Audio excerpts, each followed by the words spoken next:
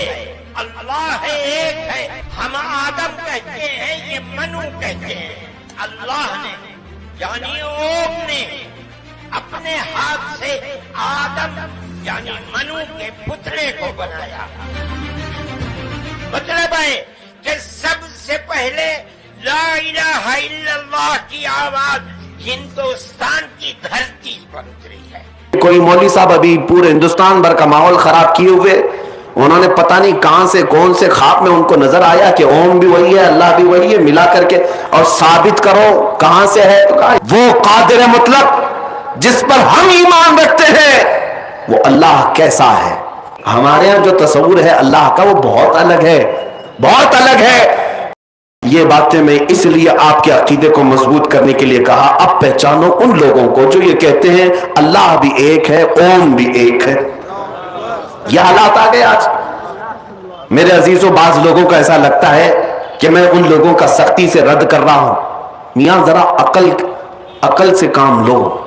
تمہارے سامنے جب کوئی بھی مولوی کا چہرہ ہے، کوئی بھی مولوی کا چہرہ ہے، چاہے میں بھی ہوں، جب تک اللہ اور اس کے رسول کی بات ہو تم سر جھکا لو. یا یہ میرے مصطفیٰ کی شریعت ہے. حضرت عمر فاروق رضی اللہ تعالیٰ عنہ، میں آپ کو کیوں کہہ رہا ہوں؟ اس لیے کہ کوئی مولوی صاحب ابھی پورے ہندوستان بھر کا ماحول خراب کیے ہوئے، انہوں نے پتہ نہیں کہاں سے کون سے خواب میں ان کو نظر آیا کہ اوم بھی وہی ہے، اللہ بھی وہی ہے، ملا کر کے اور ثابت کرو کہاں سے ہے. تو کہا ہندوؤں کی کتاب میں اوم کے جو معنی لکھے ہوئے ہیں اس سے ایسا لگتا ہے کہ اللہ کے بھی وہی معنی ہیں، اوم کے بھی وہی معنی ہیں. تم اپنی شریعت ان کی کتابوں سے ثابت کرو گے، ہماری شریعت میرے مصطفیٰ کی حدیثوں سے ثابت ہوگی. کسی اور دین کی کتابوں کا میرا دین محتاج نہیں ہے. اسلام ثابت کرنے کے لیے کسی بھی دوسرے مذہب کی کتاب کی بالکل ضرورت نہیں. اسلام کے پاس کیا کمی ہے؟ کون سی دلیل نہیں ہے؟ پیدا ہونے سے لے کر قبر میں جانے تک کا ہر مسئلہ اگر کسی دین میں موجود ہے تو وہ میرے مصطفیٰ کی شریعت میں. ہم دوسروں کی کتابوں سے یہ ثابت کریں گے اس کا معنی بھی وہی، اس کا معنی بھی وہی ہے. اب میں آپ کو ایک بات بتا رہا ہوں، میں ایک روایت آپ کے سامنے پیش کر کے پھر آگے بڑھتا ہوں. حضرت عمر کا زمانہ ہے. کون عمر؟ جن کے جلال، جن کے رعب و دبدبے سے قیصر و کسریٰ کانپتے تھے، لاکھوں کی فوجیں تھراتی تھی، مسجد میں کھڑے ہو کر خطبہ دے رہے اور فرماتے ہیں اے لوگوں سنو، عمر ابن خطاب آج اپنے کوڑے سے سب کو ہانکتا ہے، کل کو اگر محمد عربی صلی اللہ تعالیٰ علیہ وسلم کے دین کے علاوہ، ان کی شریعت کے علاوہ کوئی نیا مسئلہ میری طرف سے آئے تو تم کیا کرو گے؟ میرے پیچھے چلو گے؟ میری اطاعت کرنا ہر ایک پر واجب ہے، خلیفۃ المسلمین ہو. تو ایک غریب صحابی دیہات کے رہنے والے کھڑے ہو گئے مجمع میں، کہا اے عمر ابن خطاب، جب تک آپ رسول اللہ کی شریعت بول رہے ہیں ہمارا ہر عضو تمہارے لیے قربان ہے، اور جہاں میرے مصطفیٰ کی شریعت سے ہٹ کر بات کرو گے تو تلوار نکال کر بتاتے یہ تلوار ہوگی اور تمہاری گردن ہوگی. وہ غریب صحابی کس کو کہہ رہے ہیں؟ عمر ابن خطاب کو رضی اللہ تعالیٰ عنہ. کہتے ہیں اس وقت میں یہ نہیں دیکھوں گا کہ سامنے چہرہ کس کا ہے، میں تمہارا اور میرا مقابلہ ہوگا میرے مصطفیٰ کی شریعت کی حقانیت بچانے کے لیے. شخصیتیں نہیں دیکھی جاتی ہمارے دین میں. بڑے مولوی صاحب بولے ہیں تو اس کا مطلب صحیح ہوگا نہیں، وہ کچھ بھی بک بک بک بک کر جائیں تو سب صحیح نہیں ہوتا. پہلے یہ دیکھیں آپ کوئی بڑے عہدے والا بول رہا ہے، اونچی ٹوپی والا بول رہا ہے، سفید داڑھی والا بول رہا ہے، ہمیں اس سے غرض نہیں. میں کہتا ہوں اگر پھٹے جبے والا بھی بول رہا ہو لیکن دل عشق مصطفیٰ سے چمک رہا ہو وہ ہمارے سروں کا تاج ہے، وہ ہمارے آنکھوں کا نور ہے. لیکن دل میں حضور کی محبت نہیں اور کسی حکومت کو راضی کرنے کے لیے اول فول بک رہا ہے تو پھر اس سے ہمارا کوئی رشتہ نہیں اور نہ ہی ہماری قائد ہے.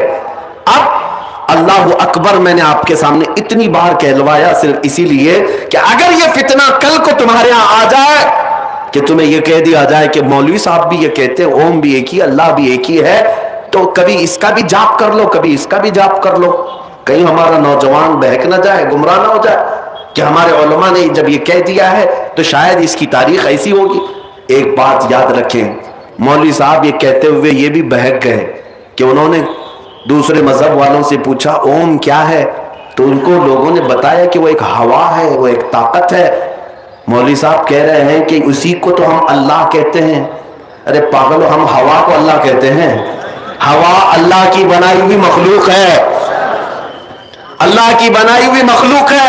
اگر ہوا کو ہی تم اللہ مانتے ہو تو اسی لیے ہواؤں میں آج اڑ رہے ہو۔ شاید تمہارا عقیدہ ابھی اس اللہ کی تک نہیں آیا۔ وہ قادر مطلق جس پر ہم ایمان رکھتے ہیں، وہ اللہ کیسا ہے؟ وہ اللہ رب العزت، وہ جسم و جسمانیت سے پاک ہے، مکان و مکانیت سے پاک ہے، انسانوں کے بس میں آنے سے پاک ہے، ہر عیب سے پاک ہے۔ اللہ رب العزت بے نیاز ہے، وہ کسی کا محتاج نہیں۔ ہمارے یہاں جو تصور ہے اللہ کا وہ بہت الگ ہے، بہت الگ ہے۔ مجھے بتاؤ ہے مسلمانوں، حیدرآباد میں ہزاروں مسجدیں ہوں گی، آپ نماز کے لیے جب جاتے ہیں تو کیا محراب میں یا سامنے کی دیوار پر اللہ کی تصویر بنی ہے؟ چلو حیدرآباد میں نہیں، کسی دوسرے شہر میں ہے، دوسرے ملک میں ہے، کہیں سنا آپ نے؟ پوری دنیا بھر کی مسجدوں میں جا کر دیکھ لینا، اللہ کی کوئی تصویر نہیں بنائی گئی۔ یہی تو تمہاری خصوصیت ہے مسلمانوں کی، جو بغیر اپنے خدا کو دیکھے سجدے میں گر جاتی، بغیر دیکھے سجدے میں گرتی ہے اور اس کا یقین ہے کہ اللہ ہے۔ ہاں، یہ وہ دوسرا تصور تم کہاں لا کر فٹ کر رہے ہو، جن کو سامنے رکھنا پڑتا ہے پھر جھکنا پڑتا ہے، سامنے رکھنا پڑتا ہے پھر جھکنا پڑتا ہے۔ اور مذاق تو مذاق، ایک صحابی ہیں کہتے ہیں یا رسول اللہ صلی اللہ علیہ وسلم، زمانے جاہلیت کی اپنی بات بتا کر کہتے ہیں آقا میری زندگی کے اسلام لانے سے پہلے کے 2 واقعات ایسے ہیں، ایک واقعے کو یاد کرتا ہوں تو ہنسی آتی ہے اور دوسرے واقعے کو یاد کرتا ہوں تو رونا آتا ہے۔ حضور نے پوچھا وہ کیا ہے؟ فرماتے رونا اس بات پر آتا ہے کہ ہم جہالت کے زمانے میں بیٹیاں پیدا ہوتی تو گردن مروڑ کر دفن کر دیتے تھے، کہتے ہیں میں نے خود بھی دفن کر دیا۔ آج جب یہ بات احساس ہوتی ہے، یاد آتی ہے اسلام میں آنے کے بعد، تو رونا آتا ہے کہ ہم نے کتنا ظلم کیا اپنی بچیوں پر۔ اسلام لانے کے بعد احساس ہوا۔ حضور نے پوچھا پھر ہنسی کس بات پہ آتی ہے؟ وہ کہتے ہیں یا رسول اللہ وہ زمانے جہالت میں جب ہم سفر پہ جاتے تھے تو آٹے کے خدا بنا لیتے تھے، آٹا گوندھ کر کے، کیونکہ سفر میں بھی ہم کو خدا چاہیے، کہیں جائیں گے ہوا کا الگ ہے، پانی کا الگ ہے، کھانے کا الگ ہے، سب الگ ہے، سب الگ الگ ہم بنا کر کے لے کے چلتے تھے، کیونکہ بڑے بڑے پتھر کو اٹھا کر لے جانا مشکل تھا۔ وہ صحابی کہتے ہیں کسی کو یہ نہ لگے میں 1400 سال پہلے کی بات بتا رہا ہوں، حضور صلی اللہ علیہ وسلم سے عرض کرتے ہیں کہ آقا ہم وہ آٹے کے بنا کر لے جاتے تھے۔ حضور نے پوچھا پھر کیا ہوا؟ کہا راستے میں چلتے تھے، پھر کبھی ایسا ہوتا غلہ اناج ہمارا ختم ہوتا تو کبھی اس کا ہاتھ توڑ کے کھاتے تھے، کبھی پیر توڑ کے کھاتے تھے، کبھی اس کی پورے سر کو ہی پکا کے کھا لیتے تھے۔ ان کو اسلام لانے کے بعد احساس ہوا، فرماتے ہیں کہ کس طرح کی جہالت میں تھا کہ میں خود ہاتھوں سے خدا کو بناتا اور خود ہی توڑتا بھی تھا، خود ہی کھاتا بھی تھا۔ عزیزان گرامی اوقات، خدا کا یہ تصور ہمارے ہاں نہیں ہے۔ اللہ کا جو تصور ہے وہ کیا ہے؟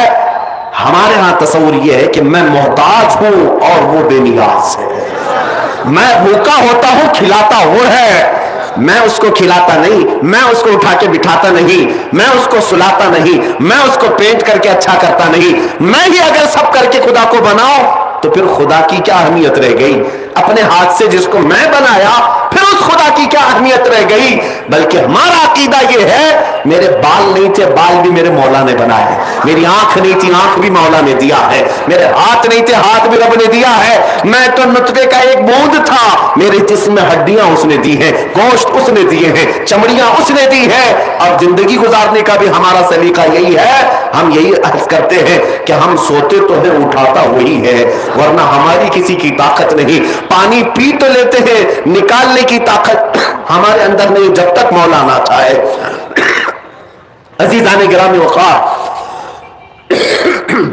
اللہ رب العزت کے متعلق جو ہمارا تصور ہے وہ اس کو بے نیاز ماننا، اور قرآن کی آیت ہے قل هو اللہ احد اللہ الصمد، محبوب آپ فرماتے ہو اللہ ایک ہے، اللہ بے نیاز ہے، اللہ بے نیاز ہے۔ اب میں آپ سے آپ کا عقیدہ پوچھ رہا ہوں، آج بہت ضروری ہے یہ، کیا آپ بتاؤ ہواؤں کو خدا کہتے ہیں؟ ہوا خدا ہے؟ بارش خدا ہے؟ طاقت خدا ہے؟ یعنی کوئی بھی طاقت دنیاوی؟ اللہ رب العزت یہ چیزوں کا نام نہیں ہے۔ یہ سب چیزیں تو اس اللہ نے پیدا کیا، اس اللہ نے پیدا کیا۔